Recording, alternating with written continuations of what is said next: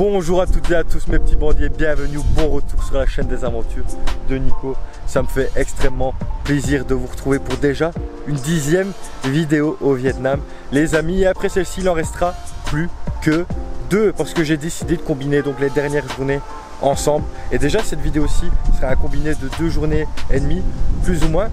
Tout simplement parce que déjà j'ai hâte de passer à la suite des aventures de Nico qui sont retour au Japon, 2 saisons, peut-être même 3 au Japon, qui vont être incroyables. Et puis aussi parce que vers la fin du voyage j'ai beaucoup moins filmé, j'ai beaucoup moins parlé parce que j'ai eu des problèmes de micro et donc le rendu ne me satisfait pas, donc j'ai décidé d'intervenir parce que vous savez, moi je suis comme ça, je suis un homme d'action, c'est comme ça et puis c'est tout. Et donc voilà, mais bon, pour en revenir donc à cette 10e vidéo les amis, on continue de découvrir Ninh Binh, mais cette fois-ci pas les paysages comme dans la précédente vidéo, même s'il y en aura forcément, parce que c'est vraiment partout, c'est des cadres magnifiques, mais ici beaucoup plus le côté culturel et historique, comme vous allez le voir par la suite, c'est quand même super intéressant. Et ensuite, deuxième partie de la vidéo, je vous emmène dans la baie d'A Long les amis, qui était vraiment dans ma bucket list. Donc voilà, j'espère que vous kifferez la vidéo, n'oubliez pas de liker, commenter, partager, ça me fait toujours plaisir. Et c'est parti pour découvrir Ninh Binh et la baie d'A Long. Let's go!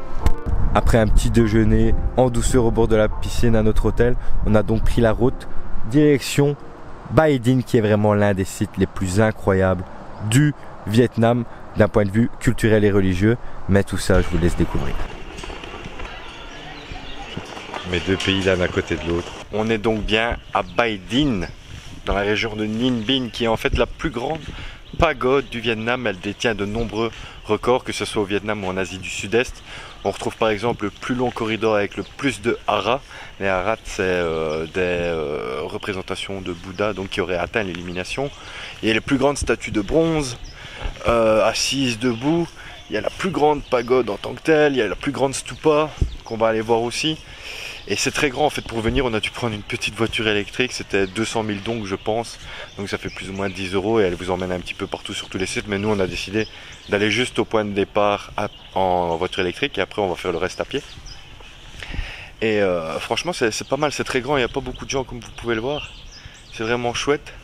Donc on va visiter la plus grande pagode du Vietnam. Et en fait elle est toute récente, hein, la pagode. Il y a une partie sur la montagne qu'on va avoir plus tard qui est l'ancienne pagode et la nouvelle pagode qui est en construction depuis quelques années. Et c'est vraiment immense, c'est très joli, c'est très neuf, donc ça fait très beau. Et ça a utilisé les techniques de l'ancien temps, donc c'est très représentatif, c'est vraiment sympa. Donc allez, je vous emmène pour cette petite visite guidée les amis.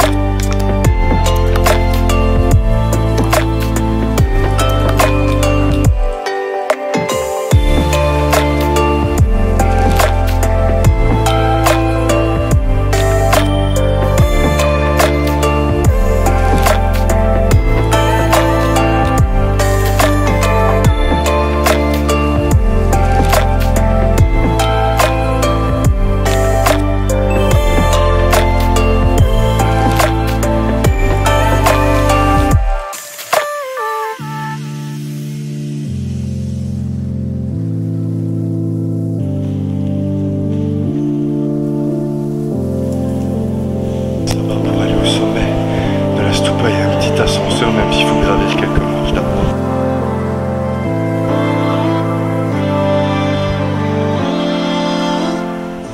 On peut se rendre compte de l'immensité, effectivement, de ce temple. Je suis bien content d'avoir payé pour monter au-dessus. Ça valait bien ces 200 000 dong, le cadre est exceptionnel. Encore une fois, malheureusement, le temps n'est pas avec nous.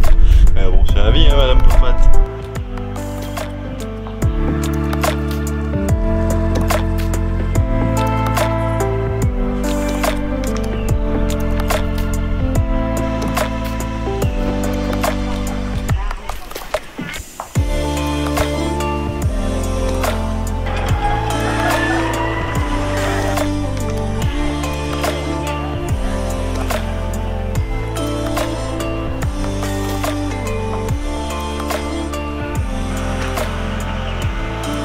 on a fait le nouveau en fait complexe de pagodes qui a été construit que récemment. Il reste encore les pagodes dans la montagne. On va aller un tout petit peu, mais pas trop longtemps, parce que la journée passe assez vite. Il est déjà 1h30, donc on va voir ça et après on se redirige vers d'autres points d'intérêt.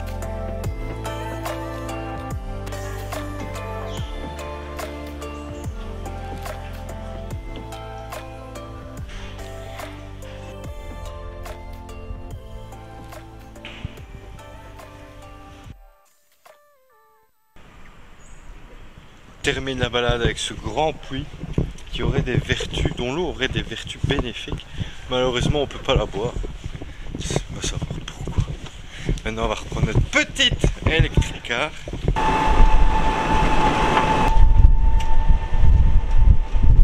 Donc après avoir découvert ce magnifique site de Bindin, on a repris notre petit scooter, on a continué de se balader un petit peu dans la région. C'était vraiment très joli. On s'est dirigé vers Trangan, qu'on avait déjà découvert donc dans la vidéo précédente, mais beaucoup plus les paysages, les rivières, etc.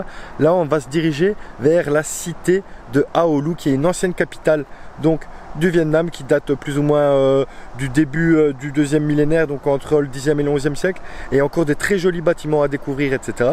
Mais tout ça je vous laisse profiter en images. Après bien sûr un bon petit repas qu'on a dégusté sur le bord du chemin comme des vrais petits Vietnamiens. C'était très bon, mais bon, ça c'est pas grave. Allez, on passe tout de suite à la suite.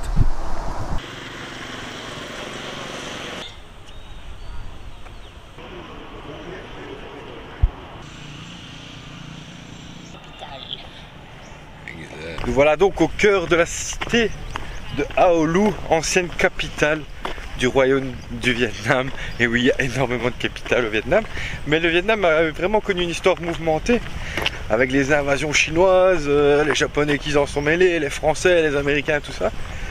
Et donc Aolu, c'était en fait une toute petite cité qui luttait contre les invasions chinoises. Ils ont construit entre ces montagnes, entre ce décor de karst, de montagnes de karst, une petite cité qui était très bien positionnée pour lutter contre les invasions chinoises. Elle date du 12e siècle, du 10 ou 12e siècle, où le Vietnam était qu'un tout petit royaume. Il reste encore quelques bâtiments qu'on peut découvrir, qui ont été un petit peu rénovés, etc. On va voir ce que ça vaut. Pour l'instant ça a l'air assez vide comme vous pouvez le voir, mais bon. Alors, on peut être surpris, hein.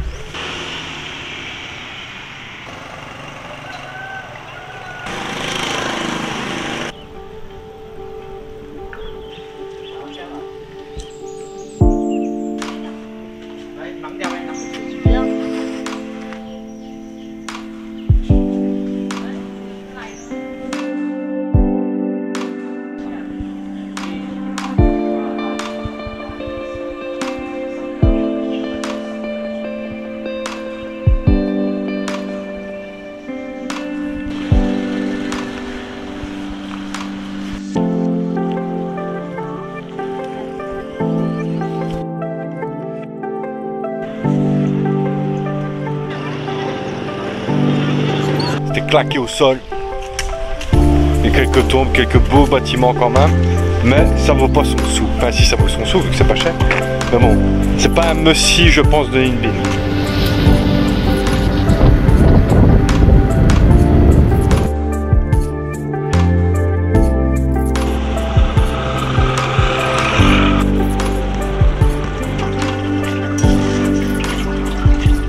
On a décidé de faire une petite balade, la balade en bateau de Tam Coc, balade sur un bateau de fortune. On est les derniers à avoir fait cette balade parce qu'effectivement ça dure 1h30, il est déjà 16h30, même peut-être plus, et le soleil se couche à 6h, donc voilà, on nous a demandé 400 000 dong, donc plus ou moins 16 €, 8 € par personne. Voilà.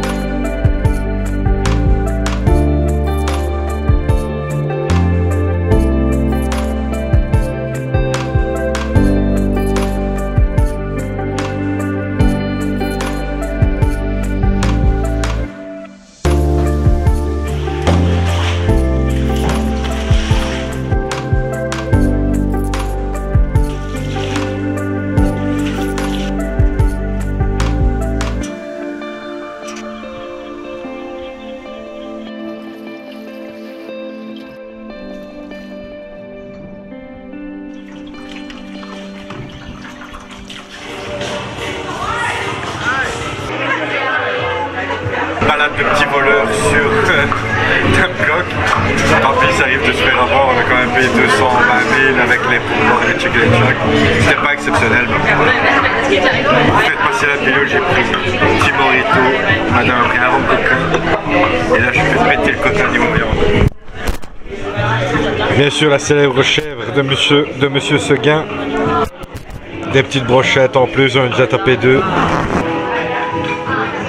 Après ce petit banquet des princes, on a profité tranquillement de la soirée à Ninh Binh avec cette ambiance vraiment particulière, ces petits bus, ces petits gens qui dansent, etc. Des petits cocktails, c'était vraiment sympa, mais on n'a pas abusé, on n'est pas rentré trop tard parce que le lendemain on partait pour découvrir la baie d'Along qui était vraiment dans ma bucket list des choses que je voulais voir sur Terre. Ça a été compliqué de s'organiser, en fait à la base je voulais aller du côté de Cat Ba qui est beaucoup moins touristique, etc. Mais ça me prenait énormément de temps et on n'avait plus vraiment le temps de pouvoir profiter de cette façon-là, découvrir des choses un peu hors des sentiers battus. Donc on a décidé de passer par notre hôtel qui a réservé une croisière directement sur la baie d'Along. C'est quelque chose qui se fait assez couramment donc au Vietnam. Il y a des tours opérateurs qui font des croisières d'une journée, 2 journées, 3 nuits, peu importe. Il y a plein de modules différents. Nous on a décidé donc de partir pour 2 jours. En réalité c'est plus à 1 jour et demi et une nuit. Donc une petite croisière sur la baie d'Along avec une nuit intégrée. C'était pas très cher. Peut-être à mon avis si quand même parce qu'ils essaient d'un petit peu gagner des sous. Mais au final on a payé que 110, 120 euros je pense. Donc ça va, c'est pas encore très cher. Et franchement c'était une très belle expérience quand même. Et donc de Ninh Binh, la baie d'Along terrestre, on s'est dirigé donc vers la baie d'Along maritime qui est vraiment plus ou moins à 2 heures en train ou en bus. Tout ça organisé grâce à notre petit hôtel. Donc encore merci, c'était vraiment top. C'était le Bungalow Village, ils avaient vraiment un service de qualité. Et donc on a pris le bateau et on est parti découvrir cette baie d'Along. Et en fait au départ on prend place dans ce petit bateau de croisière. Là c'était pas un grande classe, c'était un 2-3 étoiles je pense, mais il était vraiment suffisant. On s'est installé, on avait notre petite chambre, les petites chambres vraiment un style particulier mais vraiment très joli, il y avait tout ce qu'il fallait. Et après on a un petit repas avec les autres invités. Et il y avait 2 groupes en fait dans notre bateau et on était plus ou moins 20 personnes, donc c'était pas trop. Et ça nous a permis de faire des rencontres tout simplement. Déjà ça c'était super sympa. Et donc on a mangé tous ensemble, on a pris nos marques, on a découvert un petit peu le bateau.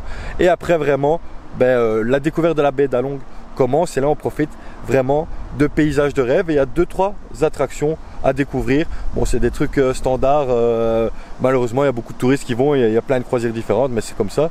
Et donc là on a fait déjà une première balade sur la baie d'Along, petite navigation qui était vraiment charmante dans des décors de rêve avec ces pitons karstiques dans cette mer bleu vert comme ça. C'est pas une mer azur mais c'est quand même très joli, en plus le temps était magnifique donc c'était top. Et après ça il y a 2-3 arrêts. On a fait visiter par exemple la grotte de la surprise qui était une très jolie grotte qui était vraiment immense. J'aurais jamais pensé qu'il y avait ce genre de grotte à l'intérieur des pitons karstiques de la baie d'Along. Et après on a été voir un petit point de vue qui s'appelait T-Top Island, je pense, où on pouvait se baigner, etc. aussi. Mais bon tout ça je vous laisse profiter en images.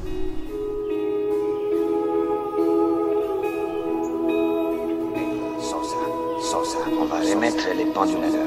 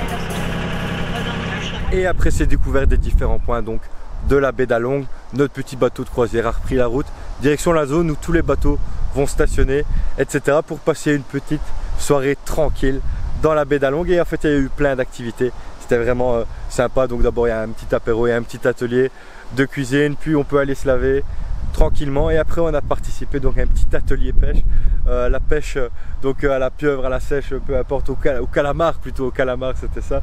J'en ai attrapé un d'ailleurs et on a pu directement le goûter, c'était assez marrant. Et bon, il y a le repas avec tout le monde et ça permet vraiment de faire des connaissances, c'est vraiment super sympa. On a passé un moment tous ensemble à faire un karaoké, on a bien bu, on a bien mangé. Il y a encore d'ailleurs des gens que j'ai rencontrés avec qui je suis en contact comme Armando et Martin. D'ailleurs je vous remets le bonjour même si vous ne comprenez pas trop le français j'imagine. Mais bon voilà, c'était des très belles rencontres. Et on a donc dormi sur la baie d'Along dans ces décors magnifiques illuminés par malheureusement tous les bateaux. Mais bon voilà, c'est comme ça. Et le lendemain il y avait encore une petite activité au matin, c'était une petite balade en kayak dans des caves où il y avait des singes, etc. C'était assez fun, assez marrant. C'est pas non plus l'activité du siècle, on va dire ça entre guillemets, mais ça valait le coup. Et ensuite j'ai plus filmé du tout de cette journée parce que là c'était vraiment le rush. On allait se diriger vers la deuxième destination donc du nord du Vietnam après Ninh Binh, direction Sapa. Et pour ce faire, comme c'est de l'autre côté du Vietnam, du nord du Vietnam plutôt, on a dû prendre déjà notre bateau puis le car jusqu'à Hanoï. Puis de Hanoï on est vraiment resté une demi-heure le temps de trouver une agence de bus de nuit, de bus de soirée, et on est parti directement à Sapa. Et on arrivait très tard. Donc la prochaine vidéo ça sera sur Sapa. Je vous expliquerai un petit peu plus en détail comment ça s'est déroulé, etc. Mais voilà, la prochaine vidéo c'est Sapa, vous allez voir, c'est incroyable aussi. Donc restez à l'affût les amis, n'oubliez pas de liker, commenter, partager, ça me fait toujours plaisir. Activez la cloche si vous voulez voir la prochaine vidéo. Et on se retrouve, je vais pas dire la semaine prochaine parce que je sais pas, normalement je m'en vais en vacances la semaine prochaine. Donc on verra, mais on se retrouve pour la prochaine vidéo. Prenez soin de vous et à la prochaine. Allez, ciao.